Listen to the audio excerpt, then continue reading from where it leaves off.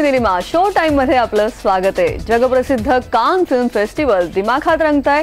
यंदा या फेस्टिवलचं 70वे वर्ष आहे. त्यात आपली बॉलिवूड ब्युटी या रेड कार्पेटवर गेली अनेक वर्ष कमाल करतेय. तिच्या कान हजेरीची आणि तिच्या लुकची उत्सुकता जगभरात असते. तिच्या आंखों की गुस्ताखिया पाहत सगळेच हरपून जातात. कधी तिच्या पर्पल लिप्सची चर्चा तर कधी तिच्या सिंड्रेला गाऊनची. अर्थातच आम्ही बोलतोय ऐश्वर्या राय बच्चन विषयी. गेल्या 16 वर्षातली तिची ही कान्सची रेड कार्पेट सफर चला पाहूया.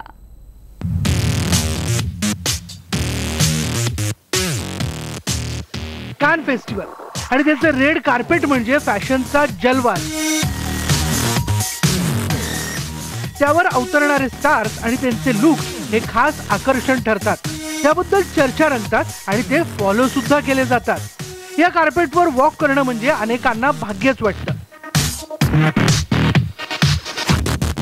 मग ते हॉलिवूड असो वा बॉलिवूड, भले भले स्टार्स या रेड कार्पेटवर हजेरीसाठी कमालीची तयारी करतात, मेहनत घेतात, त्यांच्या लुकची खास काळजी घेतात आणि दरवर्षी इथे यायला मिळावं ही आस मनात धरून असतात. तिथे आपली मिस वर्ल्ड ऐश्वर्या राय बच्चन मात्र गेले 16 वर्ष या कार्पेटवर फक्त हजेरी लावत नाहीये तर ते गाजवते सुद्धा. तिच्या या 16 वर्षांमध्ये तिचे अनेक लुक गाजले तर काही लुक्स फेल देखील झाले. हे देखील तितकंच खरं म्हणा आणि ते चालायचं.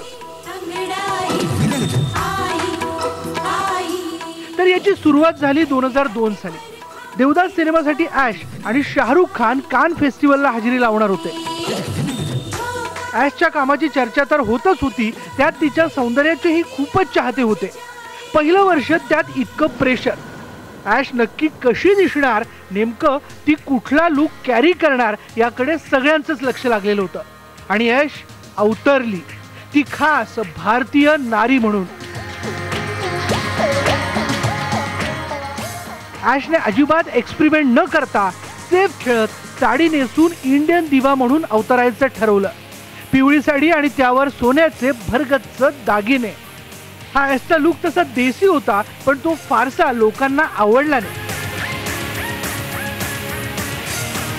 आणि तिच्या लुकसाठी संमिश्र प्रतिक्रिया उमटल्या. पहिल्या वर्षी ॲशला संमिश्र प्रतिक्रिया आलेल्या असल्या तरी तिने त्याची फारशी दखल घेतली नाही आणि पुन्हा रेड कार्पेटवर चूक केलीच.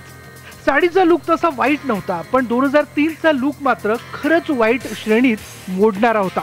कान फेस्टिवलला ज्युरी म्हणून निवड होणाऱ्या पहिली भारतीय अभिनेत्रीचा मान ॲशला त्या साली मिळाला.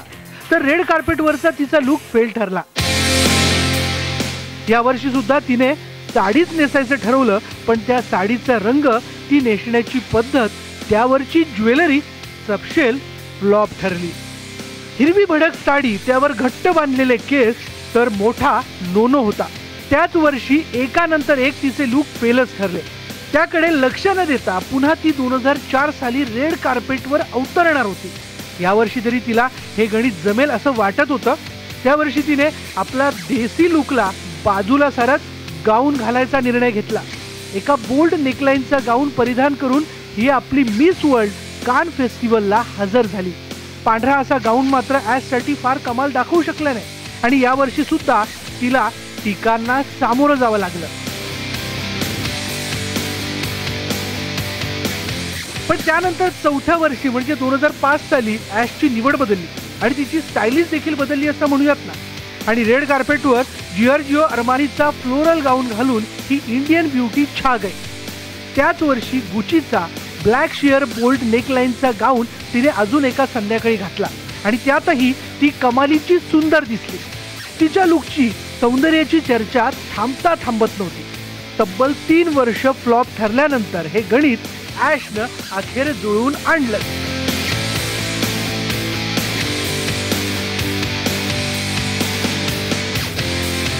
दोन 2006 सालच्या तिच्या डार्क ब्ल्यू स्ट्रॅपलेस गाऊनला आणि सापाच्या नेक पीसला थम्सअप मिळालं. यानंतरचं 2007 साल ॲशसाठी फार खास होतं. ऐश्वर्या राय नावाला बच्चन आडनाव जोडलं गेलं होतं. अभिषेकशी लग्न झालेली ॲश यावर्षी नवऱ्यासोबत रेड कार्पेटवर अवतरणार याचा अंदाज सगळ्यांनीच बांधला होता आणि अगदी तसंच झालं. ॲश अभि हातात हात घालून रेड कार्पेटवर आले. हे क्यूट कपल फारच भाव खाऊन गेलं आणि त्यात विशेष ठरला ॲशचा त्यावेळचा लुक.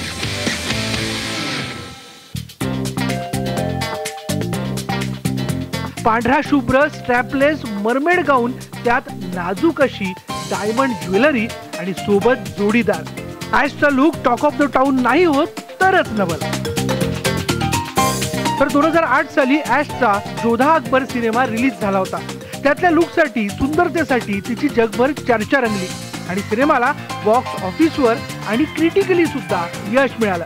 त्यामुळे या वर्षीचा तिचा लुक नक्की कसा असेल आणि काय वेगळं ती यावर्षी करते का, याकडे सगळे टक धरून होते. यावर्षी ती रेड कार्पेटवर अवतरली ती ठरवूनच की सगळ्यांच्या हृदयाचा ठोका चुकवायचा. पती अभिसोबत हजेरी लावताना ॲश कमालीची सुंदर दिसली. मग तिचा गोल्डन गाऊन असो की त्या वर्षीचा तिचा काळा हॉट गाऊन किंवा मग फुशिया पिंक गाऊन, सगळेच मस्त वाटले. त्यावर्षी ती फारच मेंटेन ही दिसून आली. या सगळ्यावर तिच्या सिग्नेचर स्माइलने 4 चांद लावले. त्यानंतर जणू तिने रेड कार्पेट काबीज करण्याचं मनाशी घट्ट केलं असावं. तिच्या 2009च्या कान लुकने ते पटवून दिलं. पहिली उपस्थिती तिने लावली ते रॉबर्टो कव्वाली पांढऱ्या स्ट्रॅपलेस गाऊन मध्ये, तर दुसऱ्या एलिसाबच्या वन शोल्डर ग्रे गाऊनने सगळ्यांना घायाळच केलं. 2009चा लुक ॲशच्या अद्यापच्या कान मधला सगळ्यात सुंदर परफेक्ट लुक असल्याचं म्हटलं जातं.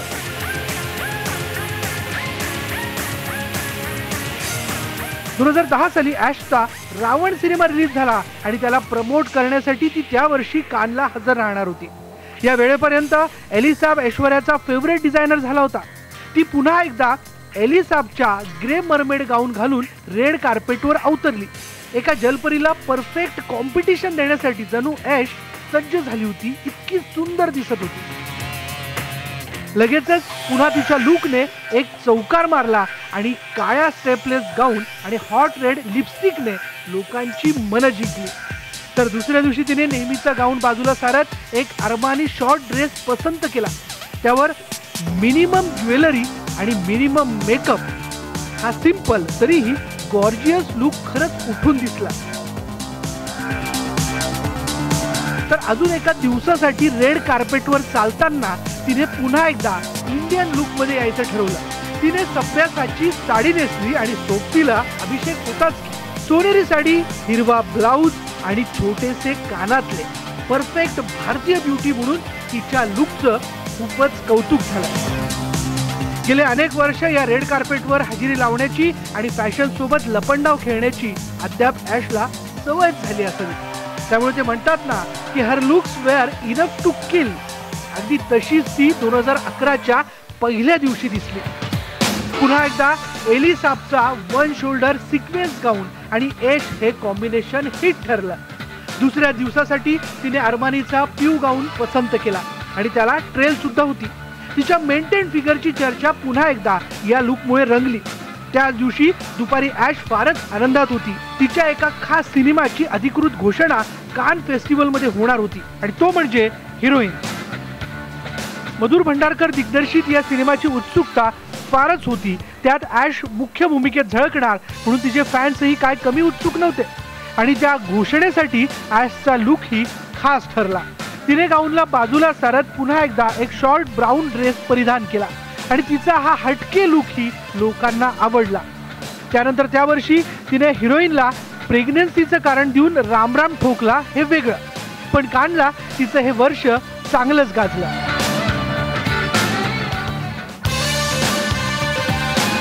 दोन 2012 साल ॲशसाठी खूपच खास होतं कारण ती नुकतीच आई झाली होती. त्या वर्षी ऐश्वर्याने आराध्याला जन्म दिला होता आणि या सगळ्यात तिचं वजन खूपच वाढलं होतं आणि त्यासाठी तिला अनेक टीकांना तोंडही द्यावं लागलं. पण तरीही ती मागे हटली नाही. या सगळ्या टीका टिप्पण्यांना झुगारून ती कानसाठी हजर राहिली. पहिल्याच दिवशी तिनं कुठलंही एक्सपेरिमेंट न करता तिच्या फेवरेट एलिसाब गाऊन घालणंच पसंत केलं आणि त्यात ती खूपच छान दिसली. पण त्यानंतरचे तिचे लुक्स गेल्या अनेक वर्षांच्या तुलनेत फिकेच ठरले. मग ती तिची पांढरी साडी आणि त्यावरचं जॅकेट असो किंवा ग्रे मॅक्सी ड्रेस आणि रॉबर्टो कव्वालीची कफ्तान असो, सगळे लुक्स फ्लॉप ठरले. आणि तिच्या सुरुवातीच्या कानमधल्या फॅशनची आणि त्या लुक्सची आठवण सगळ्यांना झाली. 2013 मध्ये सुद्धा तिचे लुक्स हिट अँड मिस होते. तिच्या गाऊनचा आणि फॉर्मल लुक फारच छान जमून आला, तर तिचे देसी लुक यावर्षी मात्र फारच भडक आणि फारच हेवी वाटले आणि अखेर तिच्या फ्लॉप लुक्स पैकी एक ठरले. 2013 मध्ये तिच्या लुकसाठी संमिश्र प्रतिक्रिया मिळाल्यामुळे 2014 साली आपण पुन्हा हंगामा करावा असं ॲशला वाटलं असणार आणि तिने तेच केलं. तिच्या इंडियन लुकसाठी टीकेचा सूर लागल्यामुळे तिने पुन्हा गाऊन घालणंच पसंत केलं. या वर्षापर्यंत तिनं सगळं प्रेग्नन्सीमुळे वाढलेलं वजन कमी केलेलं होतं आणि पुन्हा ॲश आधीच्या मेंटेन लुकमध्ये दिसून आली. तिचे दोन्ही गाऊन रेड कार्पेटवर हिट ठरले. दोन्ही गाऊन्सना ट्रेल होती हे विशेष, पण याच वर्षी कान गालासाठी अभियश होस्ट होते आणि त्यासाठी ॲश सिझलिंग हॉट दिसली. शॅम्पेन सिक्वेन्स गाऊन मध्ये ॲश अफाट सुंदर दिसत होती, इतकी की स्वतः अभिषेक ही तिच्यावरून नजर हटवू इच्छित नव्हता.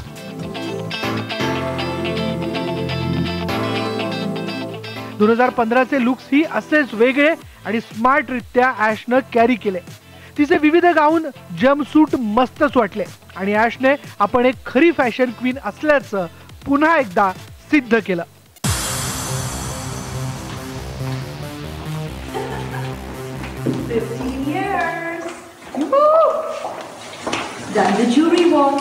तर गेल्या वर्षीचा म्हणजे 2016चा लुक तर वेगळाच होता. तिचा सरबजीत सिनेमा गेल्या वर्षी कानमध्ये दाखवला जाणार होता. त्यासाठी सरबजीतची संपूर्ण टीम या सोहळ्याला हजर होती, पण सगळ्यांचं लक्ष लागलेलं आपल्या ब्युटी क्वीन ऐश्वर्याच्या लुक कडे आणि अखेर ती अवतरली. तिचा पहिला लुक होता ते एका गोल्डन सिक्वेन्स गाऊन मध्ये.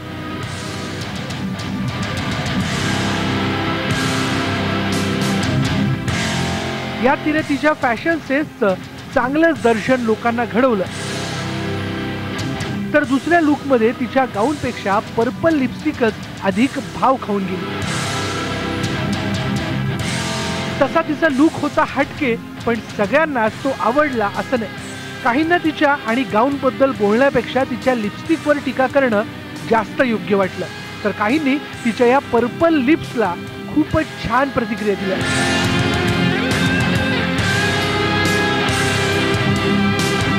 तर या वर्षी कानला ॲशचं 16वं वर्ष होतं. इतकी वर्ष प्रत्येक वर्षी सतत हजेरी लावणारी ॲश एकमेव भारतीय अभिनेत्री ठरली आहे. कान आणि ॲश हे एक वेगळंच ग्लॅमरस नातं होऊन बसलंय. यावर्षी सुद्धा ॲशचा लुक काय असणार ही उत्सुकता होतीच. अनेक वर्ष अनेक नवनवीन अभिनेत्री या कानच्या रेड कार्पेटवर अवतरत असल्या तरी सगळ्यांचं लक्ष ॲशकडेच लागलेलं असतं. अशी जादू या ब्युटी क्वीनने कायम केलेली आहे. या वर्षीचा ॲशचा लुक तर थेट एका परीकथेतून एखादी राजकन्या रेड कार्पेटवर अवतरली असाच होता. तिचा लव्हेंडर कलरचा खास गाऊन, त्यात अजिबात भपका न वाटणारा मेकअप, नो ज्वेलरी आणि साधी सरळ हेअरस्टाईल. वा वा, क्या बात आहे. हमोठाला गाऊन घालून ती रेड कार्पेटवर अवतरली आणि सोशल मीडियावर फक्त तीच झळकली. जिथे तिथे तिच्या चर्चा. आणि का नाही, ॲश तितकी कमालीची सुंदर दिसत होती. कोणी तिच्या प्रेमात पडावं असा तिचा लुक होता. अगदी डिझनी प्रिन्सेस सारखी क्यूट आणि सुंदर दिसणारी ही ब्युटी कोणाला आवडली नसेल तर नवल. बरं, तिचा हा गाऊन सांभाळण्यासाठी तिच्यासोबत एखाद्या राजकन्यासोबत असावी इतकी मंडळी होती. तिच्या मदतीला तिला गाऊन रेड कार्पेटवर सांभाळायला, फोटो आधी तो नीट करण्यासाठी, एवढंच नाही तर गाडीत बसता उतरताना सुद्धा या ब्युटी क्वीनला या तिच्या टीमची मोलाची मदत मिळत होती. पण खुद्द ॲशने तो गाऊन इतक्या दिमाखात मिरवला की अगदी सहज ती सगळ्यांच्या मनात घर करून गेली आणि यंदाही तिची स्टाईल हिट ठरली आहे. ॲशची पिवळी साडी, ते तिचे पर्पल लिप्स आणि आता लव्हेंडर भव्य दिव्य गाऊन, कानच्या रेड कार्पेटवरचा ॲशचा हा प्रवास खूपच रंजक ठरला. इथून पुढेही तिचे अनेक लुक्स गाजतील, यात काही दुमत नाही. गेल्या 16 वर्षांचा आढावा घेतला तर तशी ॲश या रेड कार्पेटवर हिटच ठरली आहे. जिथे भले भले स्टार्स नर्वस होतात किंवा कॉन्फिडन्स हरवून बसतात, तिथे आपली ही बॉलिवूड ब्युटी मात्र वर्षागणिक अधिक सुंदर, कॉन्फिडंट आणि अतिशय फॅशनेबली स्टायलिस्ट बनली आहे हे निश्चित. चित्राली चोगले, IBN लोकमत. तर ही होती ॲशची 16 वर्षांची कान जर्नी. घेऊया एक छोटासा ब्रेक. पाहत रहा शो टाइम.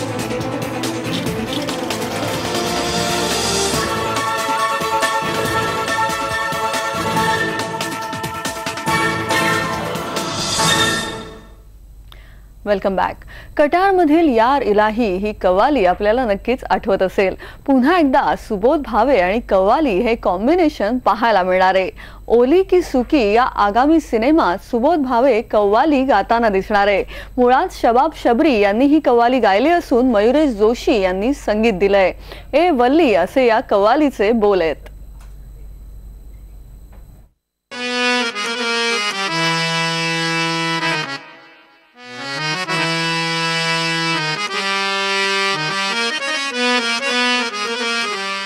बिखरे तिनके सारे चुन कर ले आया हूँ, फरियादे सांसों में भर के ले आया हूँ. मेरी दुआओं की तासीर बता दे तू, तिनको फरियादों से तस्वीर बना दे तू. निखरेंगे तेरी पनाह जो मिली है वली, है वली, है वली.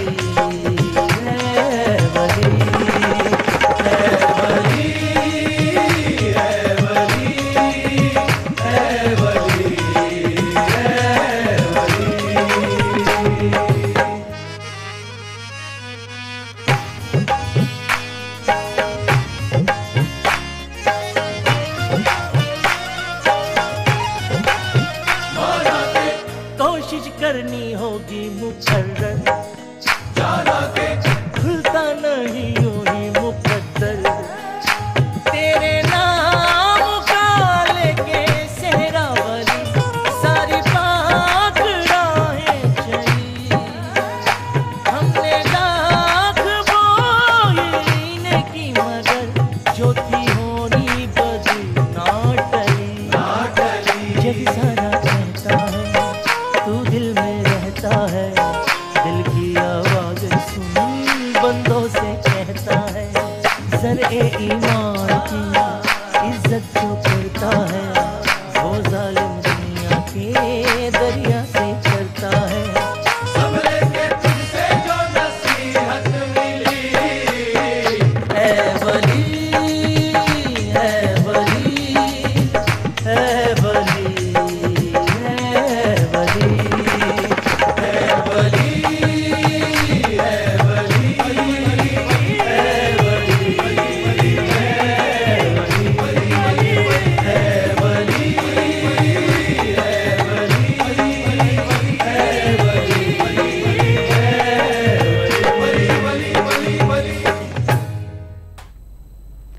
सतत चर्चेत असणारी बॉलिवूड क्वीन कंगना रणावत आता दिग्दर्शन क्षेत्रात पदार्पण करतेय. तेजू असं या सिनेमाचं नाव असून यामध्ये कंगना 80 वर्षांच्या आजीबाईची भूमिका साकारणार आहे. सिनेमाची कथा तेजू नावाच्या वृद्ध महिलेवर आधारित असून मृत्यू अगदी दारात येऊन ठेपला असला तरीही ती जग सोडून जाण्यास तयार नाहीये. मी माझ्या आजी आजोबांच्या देखतच मोठी झाले, म्हणूनच या सिनेमासाठी साकारत असलेली भूमिका ही फार जिव्हाळ्याची वाटत असल्याचं कंगनानं सांगितलंय. एवढंच नव्हे तर हा सिनेमा हिमाचल प्रदेशचं जीवन आणि संस्कृती दर्शवणारा असेल. कंगनाचा तेजू हा सिनेमा 2018च्या अखेरीस प्रदर्शित होईल. शो टाइम मध्ये आज इथेच थांबूया, पण ताज्या बातम्यांसाठी पाहत रहा IBN लोकमत.